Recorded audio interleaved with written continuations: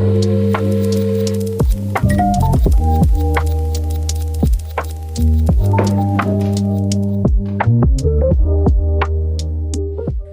was having a really interesting conversation with one of my friends yesterday, where I basically talked about how I wanted to start a startup journey series, basically, like the one you're watching right now.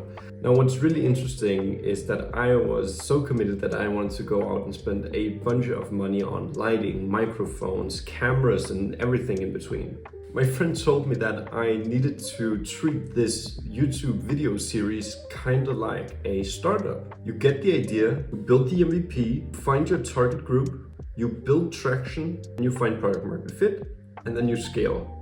And I mean, he's right, because you can essentially apply the exact same things to these videos. So I did. Instead of going out and purchasing thousands of dollars in camera gear and microphones and lighting, I've decided to start up with my iPhone and slowly upgrade from there. So this will be the second video on my channel. When I hit my 10th video on the channel, I'll probably buy a microphone. When I hit my 30th video on the channel, I'll probably buy a new camera. But from there, I've built up a certain amount of videos that will help me tell if there is some traction behind it. Anyways, I really just wanted to share that thought because I thought it was kind of interesting how you can apply this lean methodology framework of building startups to pretty much anything else when it comes to having new ideas. With that said, it's 8 in the morning and I have my first meeting here in 30 minutes, so let's jump into it.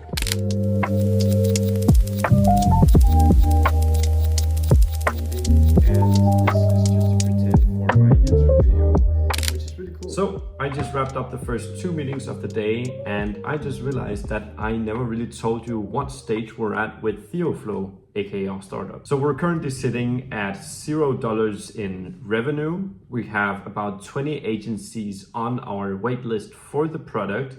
We have taken in 0 investment, but we have had a few offers from different angel investors. And as of last week, we've basically launched our beta version of the platform. Now, I wish I could tell you that this beta launch went well, but basically everything that could go wrong went wrong. So the whole idea with building up TheoFlow has always been to build a very, very bare minimum product that we can develop and iterate with our customers. This basically means that we've built an MVP of an MVP, and then we went out to find these early adapters that basically want to partner up and build the platform with us. Now that takes me back to the launch last week. The platform was pretty much ready. The email campaigns were set up, and everything were basically in place. Then the night before launch, we basically find a huge bug in our core feature, basically the only feature of this beta version of the platform, which means that it's pretty much not usable. So obviously panic occurs, right? Because we have everything set up for the next morning where we were gonna launch this product.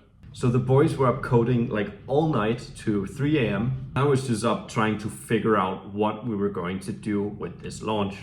Now the next day comes around, we still haven't figured out what the bug is and the email campaign launches. But again, the email campaign for some reason also stops running and fails. And when we finally get that up and running again, the freaking calendar link stops working, which means that nobody ends up booking any onboarding calls to get on TheoFlow. So this is kind of like a miracle in disguise because no one was able to book in a call. Long story short, we know what the problem is now and we're currently trying to fix it. And today I actually have the first few onboarding calls for TheoFlow. And we've just decided that we're going to give them an introduction to the platform, kind of what the plan is, what the roadmap is, so that they can see the foreseeable future in the product and we'll iterate from there. But it's fun because I've seen so many of these Y Combinator videos where these founders talk about how their launch basically went wrong, and I can really relate to that now, essentially. Anyways, I'm gonna jump back into the computer, take a look at ClickUp, where we have some designs of the platform to review, some UI and UX designs. We actually have a super cool guy helping us out with everything design-wise. So my job at this point is just to review them, give my thoughts on them, accept them, so we'll get them into TheoFlow and up and running, basically.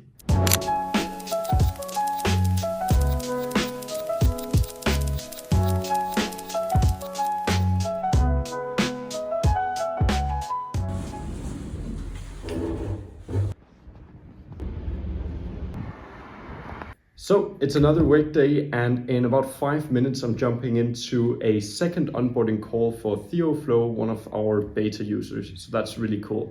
Let's do it.